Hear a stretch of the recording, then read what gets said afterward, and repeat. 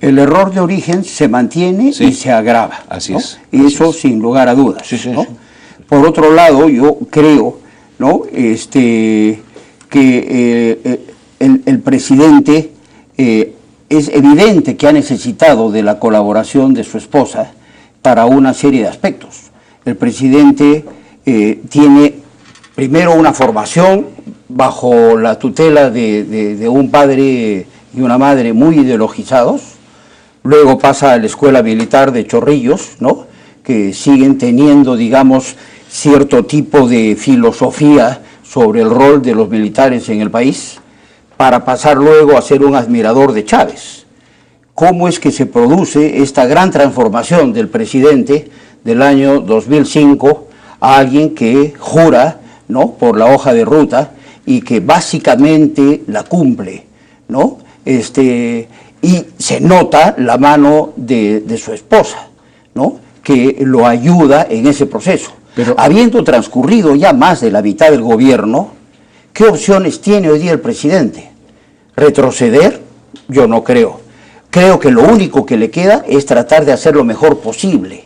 Y lo primero que tiene que entender para eso es no seguir confrontando.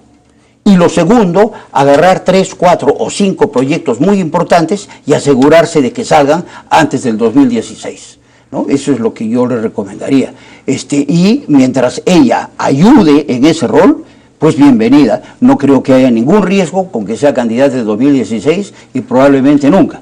Bueno, pero el hecho de que ella tenga una influencia positiva desde ese punto de vista sobre él, digamos, justifica que pueda tomarse ciertas atribuciones que aparentemente... No, son unas fallas de forma que ella... De forma, no de fondo. Yo creo que son de forma que ella debe corregir. Todavía no hemos podido apreciar. Digamos, porque lo que dice Pablo Bustamante es que en realidad ella está actuando por delegación y por de él y por complementación. ¿Y de dónde está autorizado el presidente para delegar la presidencia en su esposa?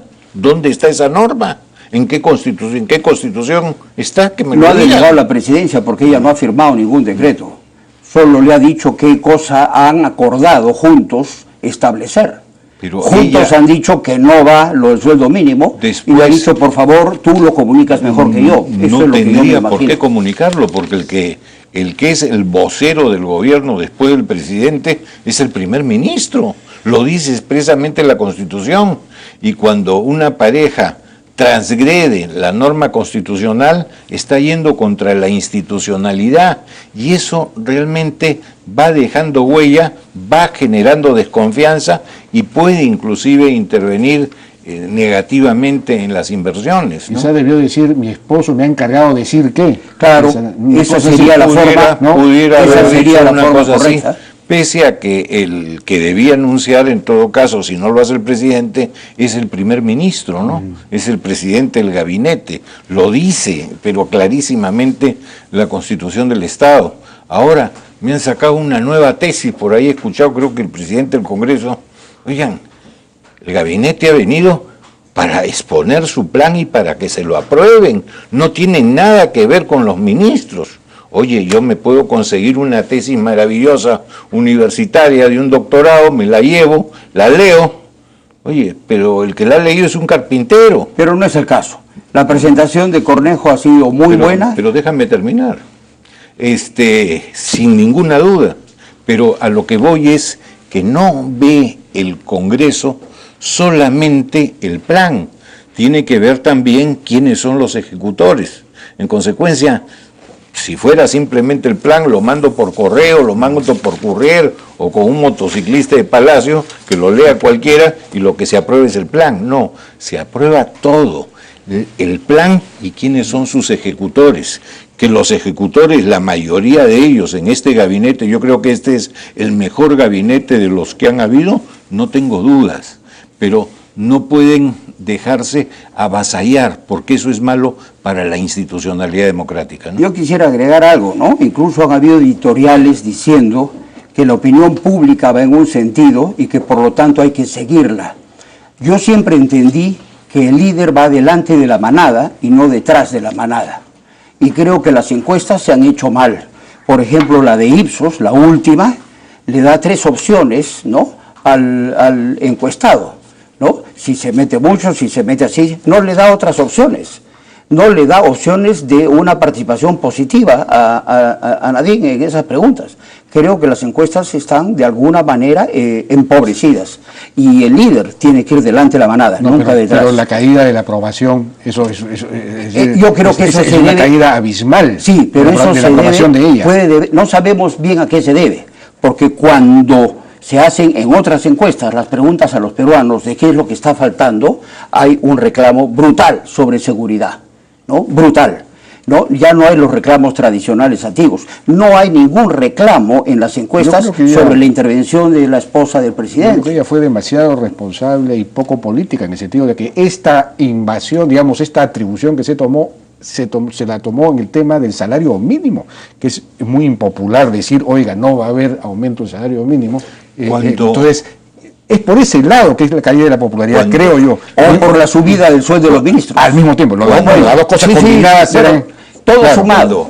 Cuando Jaime ha podido decirse las cosas en otra forma, mi impresión es que Villanueva, cuando habló del sueldo mínimo, quiso en alguna manera atemperar la situación y el pensamiento general de los peruanos de que doblar sueldo era abusivo, cuando además... Sin coordinar con el presidente de la República. Además, no se ha doblado, se ha recuperado las remuneraciones que habían del 2006 y que fueron reducidas a la mitad demagógicamente, pero por populista. Pero por las declaraciones del propio presidente, Villanueva se mandó por la libre. Él seguía actuando de presidente regional. Sí, pues, bueno, ya hay nos muchas ha de estas tiempo. cosas. Pero en fin, lo importante es que haya en cierta forma un propósito de enmienda real. Sí, es verdad, porque eso si no está viendo. Esto va a seguir. El presidente sí tiene que corregirse. A la primera dama todavía no lo hemos visto actuar después de esto. A la primera dama hay que corregirla también, porque se está... Bueno, ya la han corregido, ¿no? Ya la han limitado, obviamente. Esas dos primeras votaciones en el Congreso han sido una llamada de atención que no se puede dejar de lado. Yo estoy de acuerdo con Pablo, por ejemplo, en que el dirigente no es dirigido, tiene que dirigir, pero tiene también que por lo menos tomar en cuenta qué dice el pueblo, qué señalan las encuestas, escuchar por siempre. lo menos escuchar siempre, pero dirigir, para poder tomar decisiones apropiadas. ¿no? De acuerdo. Yo quiero aprovechar antes de que termine, Jaime, de decir que hoy día en Lampadi hemos publicado un resumen de lo que ha dicho Krugman ayer, que ha roto mitos profundos del país, ¿no? La izquierda se ha pasado diciendo por décadas que somos primarios portadores, que no agregamos valor, que tenemos que cambiar el modelo productivo, y el nuevo ministro de la Producción nos ofrece un plan de diversificación productiva, y este buen señor Paul Krugman ayer nos ha explicado en detalle algunas ideas fuerza que creo que hay que revisar antes de que tomemos decisiones apresuradas y malogremos lo que estamos haciendo más o menos bien. Como un sector que no ha tenido ningún problema, que es el sector comercial,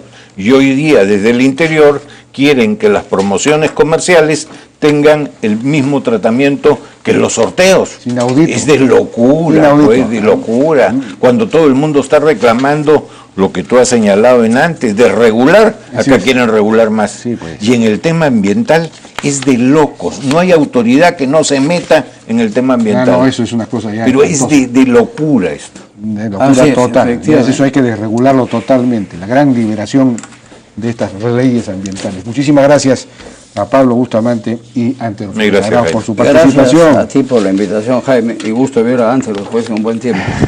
Y gracias por enviarme los documentos. Una pausa, regresamos ahora con el tema del tránsito. Vamos a estar con Adrián Revilla y José Carlos Restre.